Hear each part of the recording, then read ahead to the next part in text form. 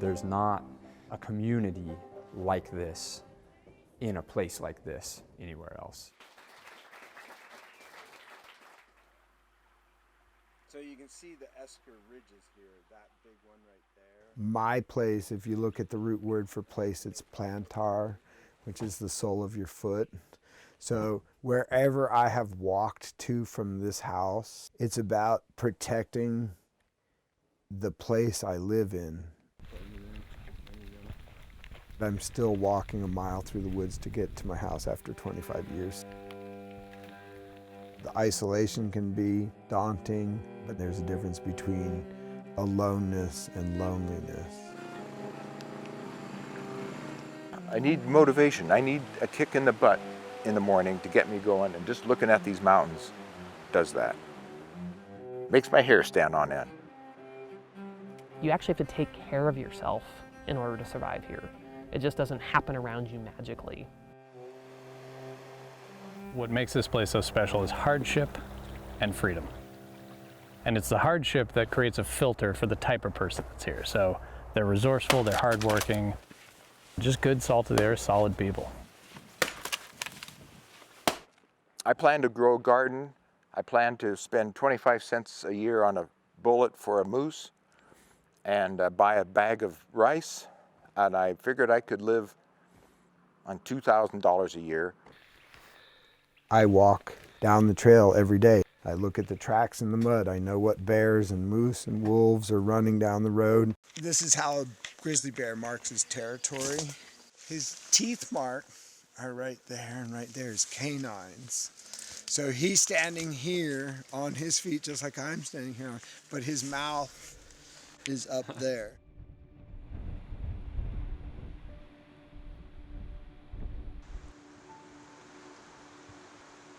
There's something unique about being at the end of the road, being in a place that's kind of isolated. I drive 8 hours to go grocery shopping. If you get hurt, you know, it's probably going to be 8 hours before you get to the hospital. And that's if you fly.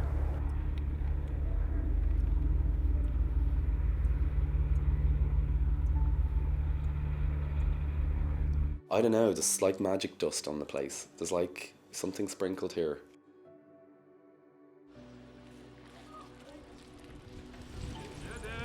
Can you explain this place? You can't really, because people will say, "Ah, great, Paul found a nice little town somewhere. Isn't that nice? Ah, it's near a mountain, and there's water and bears near it." That just doesn't do it justice.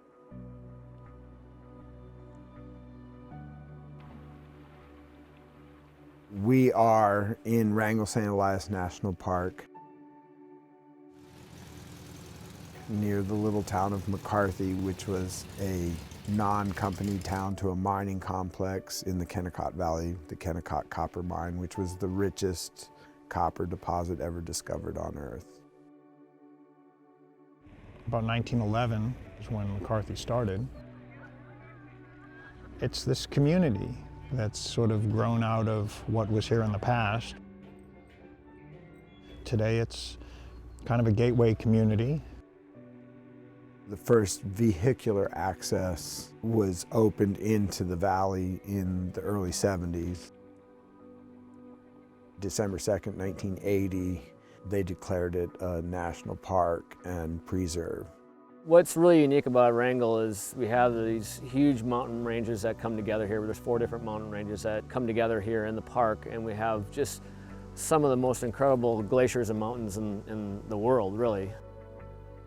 We also are the largest national park in the United States at 13.2 million acres.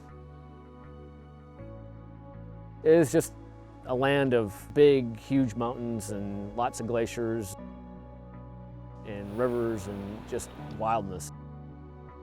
Well, the first thing that drew me here was the mountains. It's the wildest place in North America, bar none, at least from the perspective of a mountaineer. If you climb any mountain around here, you'll look as far as you can see in all four directions, and it's just more mountains. We're looking at out here is the University Range, which is the first sub-range in the St. Elias Mountains. They're just incredibly vast, huge peaks. Honestly, it goes on for 400 to 500 miles heading northeast into the Yukon Territory. The bar is 30 miles that way. What led me to commit a big chunk of my life to this place, as opposed to all the other great mountains in Alaska or other places, was the community. McCarthy is the metropolis of the mountains here. This is the big place, you know, and that's funny. I camped here for the first time, and I sat here all silent. I just heard the creek, and I was like, this is where I want to live.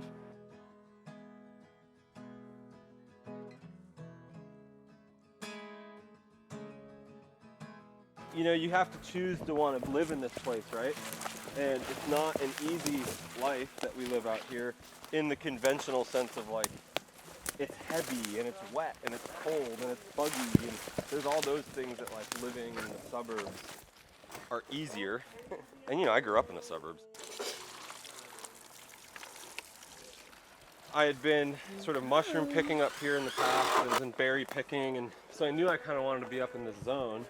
This is pretty active moose highway and moose habitat through here, and oftentimes there's like, you know, moose grazing right in that little meadow. So this is the park. This is land park. I came here, I wanted to buy this land because of these trees. There's all these bears would climb up there and stuff. Ooh, you're gonna have a new deck to play with? You're gonna have a new deck to play with? Huh? Yeah. I. You wanna get over it too? And move. Like this is straight up 13 million acres, like right there.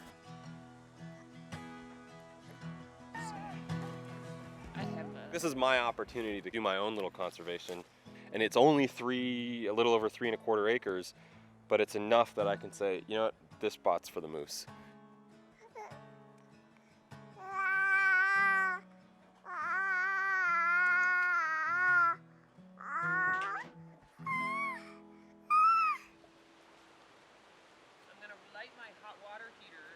My future shower and dishes.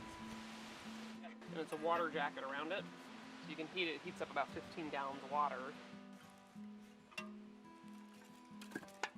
I guess what I like about life out here for me is not that I want to be like a member of the Do It the Hard Way club and build everything from scratch per se, but I like getting my water. I like having to chop firewood. I like the fact that there's an outhouse that you go outside to. It's like you're connected to life. I feel like it's like learning another language, and you got to immerse yourself in it. I feel like a lot of people have lost connection to the natural world.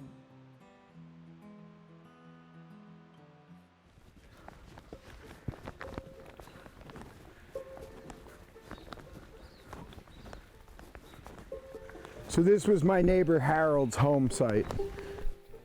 You look at someone's homestead that's been there for 40 years, and you cannot see the effort. You can only see the result.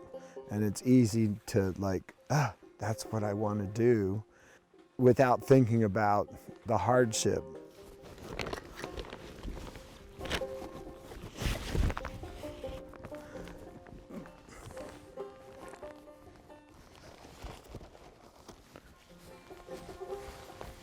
I'm able to supply the majority of my own food. Lettuce, broccoli, more lettuce, Swiss chard, 2 rows of zucchinis, romaine, cabbages, and there's mustard and strawberries in the back. I have a warm, dry cabin to live in. I own my own property. I don't owe taxes or rent on it. I live a low-income lifestyle. I don't have a lot of toys. In close to 30 years I've lived here, My average income is probably still well under $5,000 a year. I'm not beholden to anyone except myself and my friends. Could somebody give me a hand for a minute? Yeah. I watch the migration of the birds and the annual cycle of the animals that live in the environment around me. I stay in one place and I observe the changes. And it enriches my life because I get to put together little puzzles of how things work. I live in the last bastion of freedom.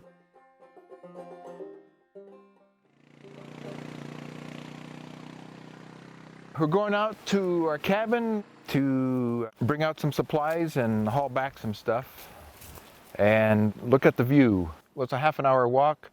We bought as far out as we could so that we'd only have neighbors on one side, we'd have the park on the other. Well, it didn't blow over. But the park ended up buying all the unsold lots, so we're a 9-acre island at the end of this trail. I wanted to move out where it wasn't going to get developed. My plan was to live here full-time and live off the land as much as possible. Hunting and fishing were, the meaning of life to me. That's our view. We didn't used to be able to see the glacier before the Beatles. I moved here in 1978. We bought 9 acres for about $25,000. I bought it in September. In October, they turned the whole place into a national park, which I didn't realize till the next March when I finally moved here for good. Nicer ones for penguins. I could not imagine any profession that I would want to do, 40 hours a week and pay off a mortgage. And so I learned jewelry so I could live in a remote area. Did you get enough of this so far? So we could, I can do more if you want a better shot, or different shots. I think I'll take these. Oh, okay, great. Would you like a box? Sure. My name is Paul Scannell. This is my new cabin. I am originally from Dublin, but I've been living in London for 10 years. A friend told us about McCarthy, and we came here instead of driving north to the sign for the Arctic Circle. We were going to drive north just to get to the sign, so we could say we'd been in the Arctic Circle. But I had this vibe about McCarthy, so I thought, oh yeah, that's better than a sign. So I came for one night and never left. I just knew I couldn't leave. As the car was reversing out of the driveway, the morning we were supposed to leave, I kind of had a moment and I said, guys, I gotta get out of the car. And my friends were really good. They were like, okay, flip a coin. So I flipped an Icelandic kroner, and it was just so dramatic, and it landed on stay. It's the best moment of my life. That's it. I love it here. It's the best place I've ever been. I've never been to such a welcoming community of consistently creative, quirky and open people. I think Americans are very open anyway, but when I came to McCarthy it was different. I was voted prom queen. This is a place where people are hardy and quite bearded and burly, and they work hard. It can be a tough lifestyle, so I would have never thought that would have been kind of cool, actually, me rocking up to the main bar in a dress. But for whatever reason I thought I would do it, and it was the kind of just confirmation of how cool it is here. It's not easy being maybe gay here because nobody else is, or there's a tiny community. It's not very visible. To get public recognition in a kind of a jovial, welcoming, fun way, it was wonderful. I have an idea. Could the Queen of McCarthy call this as the first McCarthy Pride ever? With my king.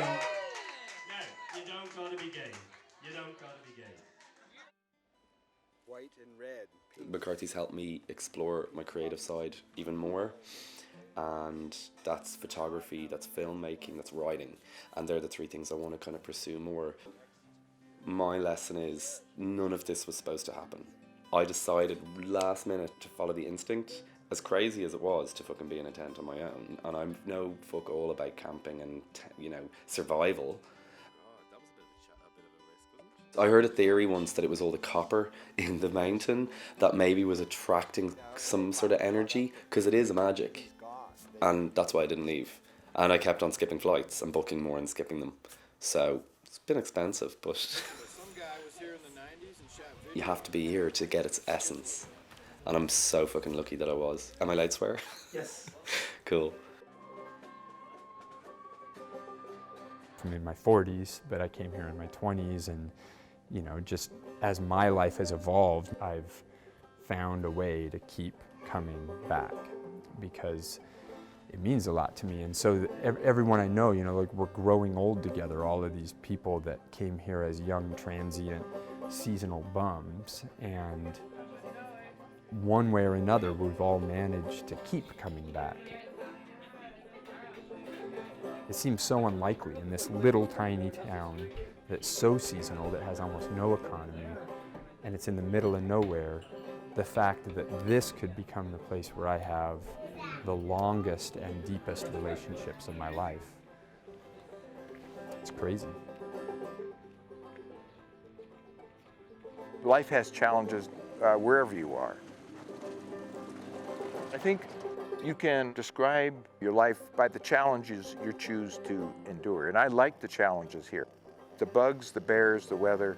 I embrace the challenges that we have here. So I plan to live here for the rest of my life. I have a breaking point. Everybody does. And you learn where it is out here. When you've been slogging away in the backcountry, shoving through the brush, getting devoured by mosquitoes, at some point you crack. And it's a valuable lesson. Like, I am not invincible. But I can get up, dust myself off, and keep going. And eventually I'll get there.